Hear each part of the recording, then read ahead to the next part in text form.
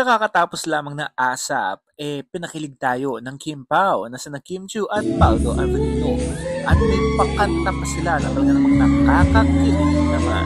Ayan naman mga kaganapan sa kanilang duet sa ASAP stage at kinakiligan ito ng mga Kim Pao fans dahil malapit na rin natin silang mapanood sa big screen para sa kanilang pelikulang My Love Will Make You Disappear.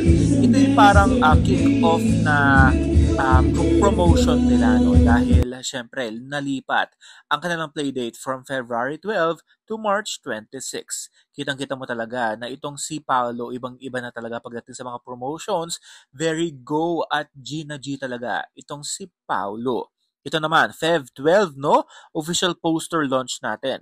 At February 15 sa Star Mall sa Bulacan, may world trailer premiere din sa araw na yun. At narito pa ang ibang mga dates na kung saan ay pupunta ang Kim Pao para sa kanilang mall show sa My Love Will Make You Disappear. At ito na nga, no, meron silang Cebu, Bulacan, Masinag, Dasmariñas, Jensan, no? At sa Cloverleaf, Batangas, may lipa din sila. At sa darating na March 25, world premiere na. At sa 26 naman, ang Philippines opening day ng My Love Will Make You Disappear. Kaya abangan natin to dahil I'm sure jam-pack na jam-pack ang mga mall shows ng Kim Pao sa darating na mga araw. Kaya abangan natin to mga Kim Pao fans.